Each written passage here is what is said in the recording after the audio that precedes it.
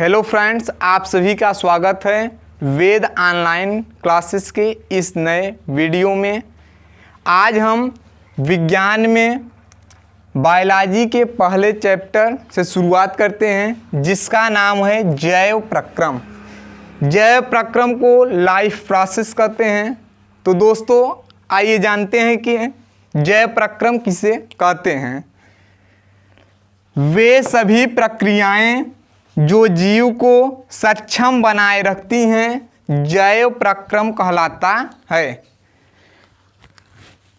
आगे हम जानते हैं कि उपापचय किसे कहते हैं। उपापचय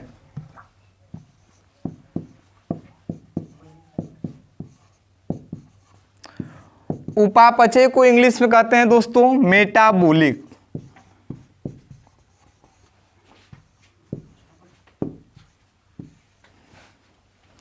उपापचय की परिभाषा जीव शरीर की कोशिकाओं में किसी रासायनिक पदार्थ का दूसरे रासायनिक पदार्थ में परिवर्तन उपापचय कहलाता है। यह क्रिया दो प्रकार का होता है। पहला है अपचयी क्रिया और दूसरा है उपचयी क्रिया। अपचयी क्रियाएं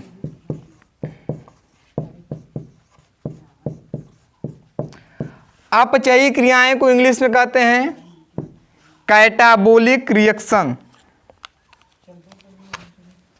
कैटाबोलिक रिएक्शंस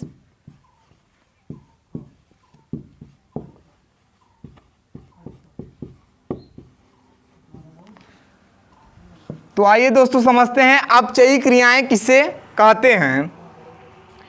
वे क्रियाएं जिसमें जटिल कार्बनिक पदार्थों से सरल कार्बनिक पदार्थों का निर्माण होता है, उसे अपचयी क्रियाएं कहते हैं।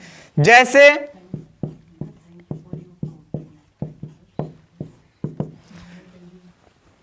पाचन, श्वसन आदि।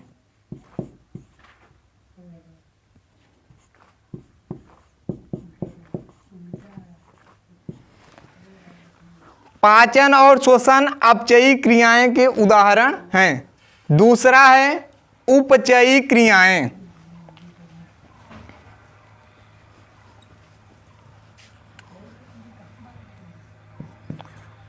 उपचयी क्रियाएं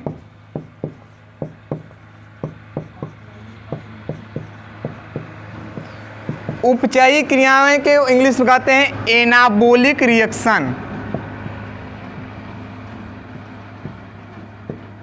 एनाबोलिक रिएक्शन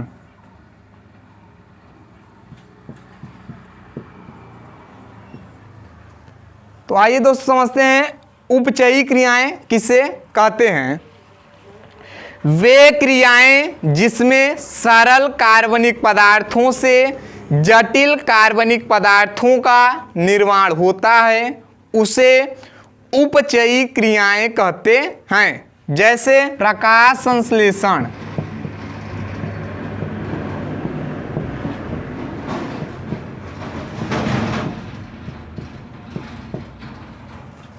प्रकाश संश्लेषण एक उपचयी क्रियाएं का उदाहरण। इसमें कार्बन डाइऑक्साइड, जल, क्लोरोफिल और सूर्य के प्रकाश की उपस्थिति में ग्लूकोज का निर्माण होता है, और यह एक उपचयी क्रिया का उदाहरण है।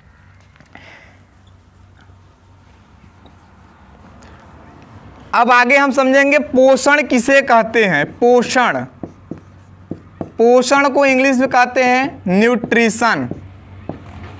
न्यूट्रिशन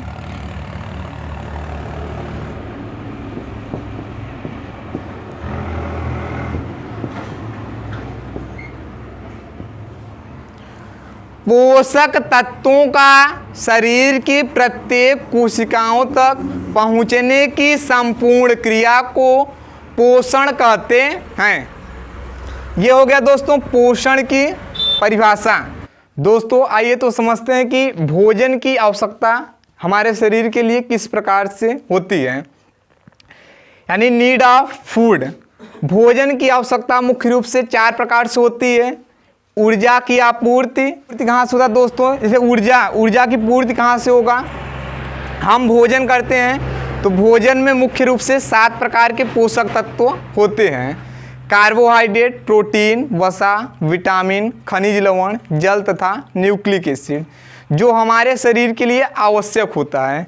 मुख्य रूप से जो ऊर्जा हमको प्रदान होता है, ऊर्जा की पूर्ति कार्बोहाइड्रेट से होती है।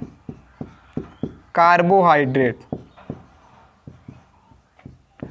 और कार्बोहाइड्रेट में जो एनर्जी मिलता है मुख्यतः ग्लूकोज से। ग्लूकोज शरीर की वृद्धि, शरीर का जो ग्रोथ होता है, पोषक तत्वों का जीवद्रव्य में पहुंचने से कोशिकाओं में वृद्धि होता है, जिससे शारीरिक वृद्धि होता है। तीसरा है रोगों से रक्षा, विटामिन के द्वारा हमारे शरीर की रोग प्रतिरोधक क्षमता बढ़ता है। और चौथा है शरीर के टूट फूट की मरम्मत, प्रोटीन के द्वारा हमारे शरीर के ऊतकों की टूट फूट की मरम्मत होती है। दोस्तों, यदि आप इस चैनल पे नए हैं तो प्लीज़ हमारे चैनल को सब्सक्राइब कर लीजिए, ताकि नेक्स्ट वीडियो का नोटिफिकेशन आपको मिल जाए। आप हमारे वीडियो को शेयर कीजिए, लाइक कीजिए और कमेंट बॉक्स में बताइए कि यह वीडियो आपको कैसा लगा। धन्यवाद।